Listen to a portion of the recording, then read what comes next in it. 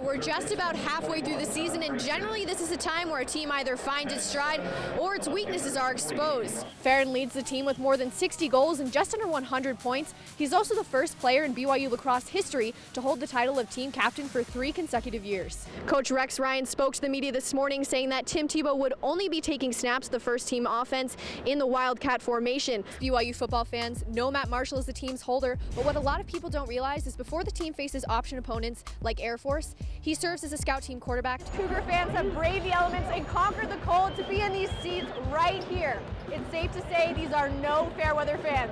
Coming off the excitement of a White House celebration came the news of David Deal's DWI late Sunday night in Queens. The setting at the West Coast Conference Tournament is a lot more intimate than what we're used to at the Mountain West Conference Tournament. Even at full capacity, the Orleans Arena seats less than half the number of fans that pack in the Thomas and Mack. Ben Patch started his volleyball career here at Provo High just a few short years ago. The Bulldogs don't have a men's team, so Ben spent his afternoon learning the basics with the girls' team.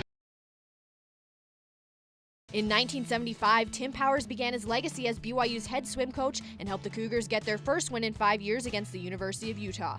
Now, 37 years later, with many more trophies and a few more gray hairs, his career has come full circle as he nears the end of his time at BYU with one final win at home against our rivals up north.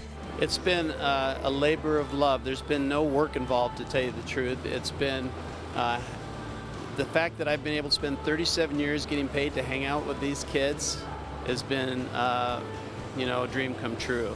Powers athletes say that one of the reasons he's such a great coach comes from his experience in the pool, not just at the poolside. In his college days, Powers turned down an athletic scholarship from BYU to swim at the University of Montana, but that didn't stop him from coming back to leave his mark on the Cougars. Tim brings a certain character of leadership to the team. He's got this great way about him where he's personable and he tells you stories. He got a story for everything. But also when it's time to lead and it's time to get down to business, Tim is really great at getting the team to focus. Powers' experience coaching athletes from all over the world explains why he has so many great stories to tell.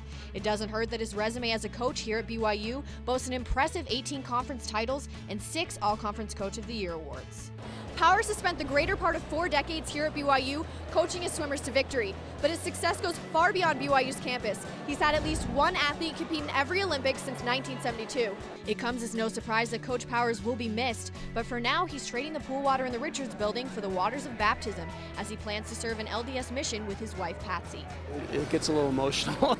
It'll be hard. At the same time, my wife and I, we've been sending young guys off to missions for the last 37 years and some gals off to missions too, and you know what, it's our turn. We're excited to go. We want to go wherever the Lord sees fit to use us. Powers still hopes to lead the Cougars to one more conference championship before his career comes to a close, but there's no question that he ended his final home meet at BYU with a splash. Rachel Schwartz, BYU TV Sports. BYU presents a balanced attack, but the added boost from freshman Lexi Eaton has been a key to their success. True Blue's Rachel Schwartz reports. The 5'10" freshman guard from Springville High School has created quite the commotion on the basketball court. Eaton has taken the Cougars by storm, starting in every game since arriving at BYU and proving to be a strong contributor as one of the team's leading scorers. She has an opportunity to be one of the best players here. But I think she wants to get better and work hard and improve in things that she needs to really lead this team. Eaton is one of the most decorated high school basketball players to come out of the state of Utah, leaving Springville High School as the all-time leading scorer with just under 1,700 career points. Eaton also helped lead her high school team to 2 state championships and had a lot of options when it came to playing college basketball, but made what she called an easy decision to come play for BYU when she was only a sophomore. Well, I really like the coaching staff. They're awesome, and just like the whole atmosphere of BYU. Eaton has dominated so far in her freshman season on the basketball court, but she doesn't just score baskets at the Marriott Center. She's actually a 2-sport athlete and will also compete as a high jumper on the BYU outdoor track and field team. She's excelled in sports from an early age and always sets high expectations for herself, something that teammate and friend Mackenzie Nelson has seen since the two first started their basketball careers on the court together in 5th grade. I saw Lexi out on her driveway, and I was like, what's she doing? And then I realized she was shooting, and we'd already had practice that day and stuff, but she was just out there shooting on her own. We were like little 5th graders, and I just remember being like, wow. And she's always had that drive. She's really dedicated to the sport. That dedication has gotten Eaton a spot on the roster and as a starter for the Cougars, but she knows it'll take a lot more hard work to continue to succeed in the fast-paced game that comes along with playing on a Division I team. The level of intensity is like 3 times the amount as in high school, and I've learned that I've had to get a lot tougher for this level. I really love playing with all of these girls. They're a fun bunch, they're really goofy, and that makes practice fun every single day. I've learned so much from all the coaches, and I feel like I've improved the most that I ever have in my life, and that improvement to me is the most fun thing. And Rachel's in studio with us on True Blue. Happy holiday. Thanks, you too, Dave. We have learned a lot about freshman point guards or guards with Matt Carlino and the men's team, and now Lexi with the women, and their mental state is a little more advanced than the typical freshman. Right, well, actually speaking to Lexi, she said that one of the biggest challenges coming into play at the Division I level has been trying to find her mental state and her mentality.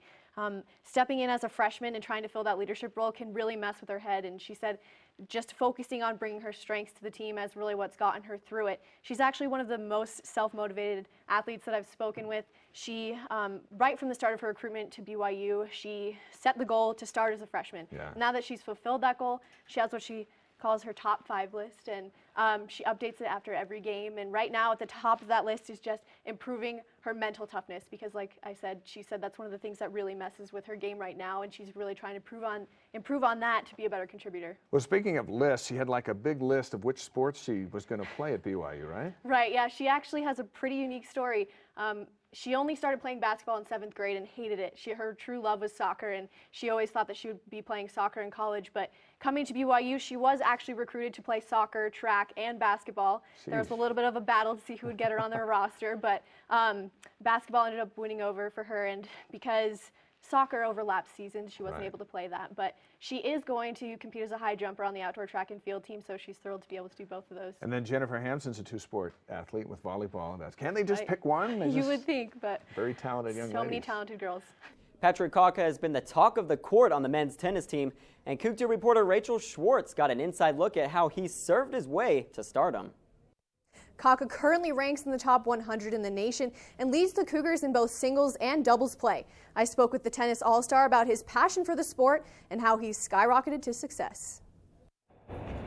The 5'11 junior from Las Vegas has proven to be an essential part of the men's tennis team, earning his first West Coast Conference Singles Player of the Month award, going undefeated in the month of January, and beating one of the top 50 players in the nation.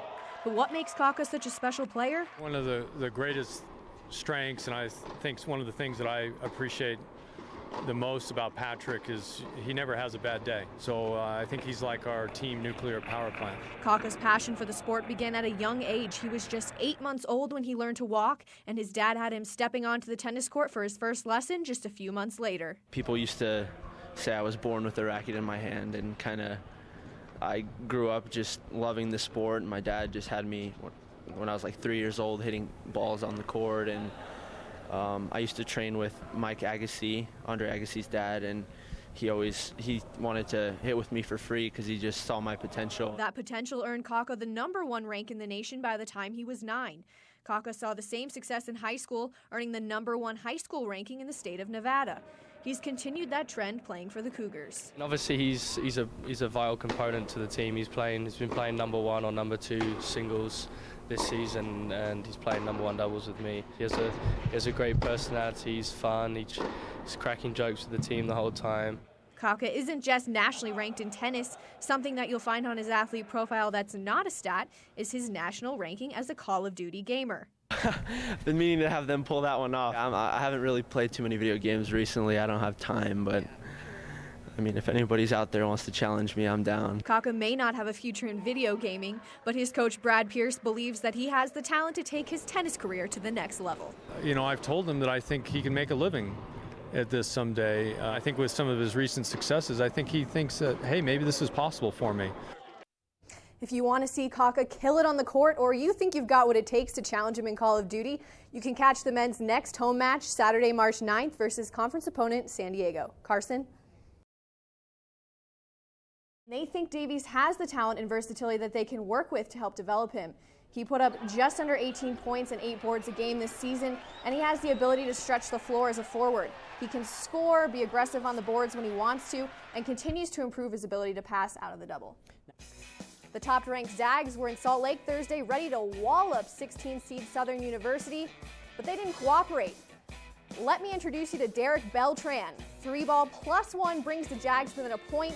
Second half now, Beltran, he's like butter. He had 21 in Southern, trying to become the first 16 seed ever to beat a 1 seed.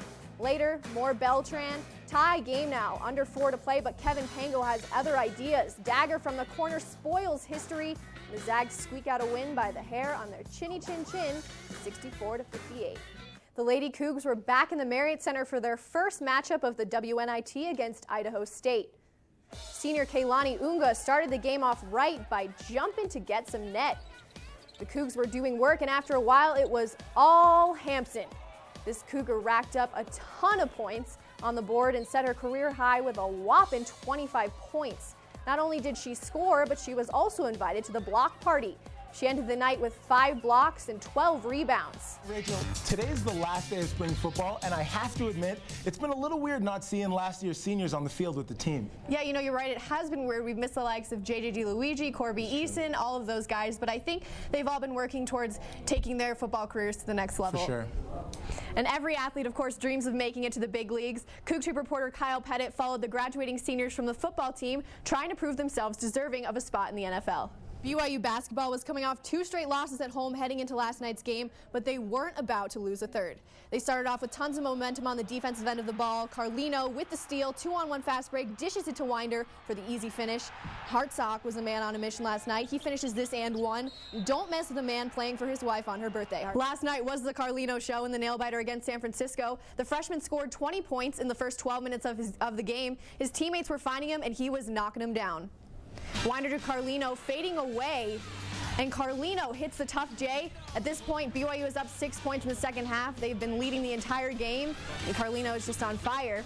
But the Dons hit this jumper and take their first lead of the game with 41 seconds to go. The bench is hyped. They think they're going to do it, but Carlino wasn't going to let that happen. Takes it down the court, feeling the pressure, but he gets the game-winning layup with just under 20 seconds remaining. He took down some people on the way. He just couldn't be stopped. The Dons had 2 more chances to win. Free throw jumper. Great look, but he misses just about everything but the backboard. They grab the rebound. The 3 is in and out. Both teams going for the ball. Everyone's on the floor, but BYU pulls out the win. Loyola Marymount might be hoping the baseball game gets canceled after BYU spoiled its perfect conference record last night. LMU jumped out to an early lead with this RBI single in the second, but they would only get 2 more hits in the rest of the game.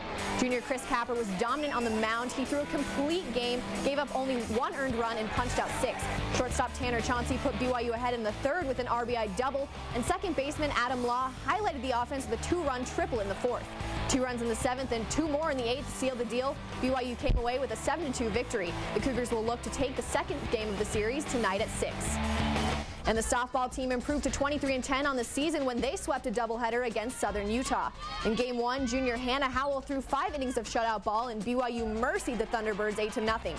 In the second game of the Twin Bills, Southern Utah jumped out to an early 1-0 lead in the second, but BYU offensive standout Delaney Willard was having none of it. She crushed a 3-run homer in the 3rd, her 13th of the season, and BYU didn't give up the lead again. Willard showed her versatility in the 6th inning with a suicide squeeze, extending the Cougars' lead by 2. Hannah Howell closed out the game, and the Cougars won 6-4. They play number 15 Hawaii at home tonight at 6 p.m.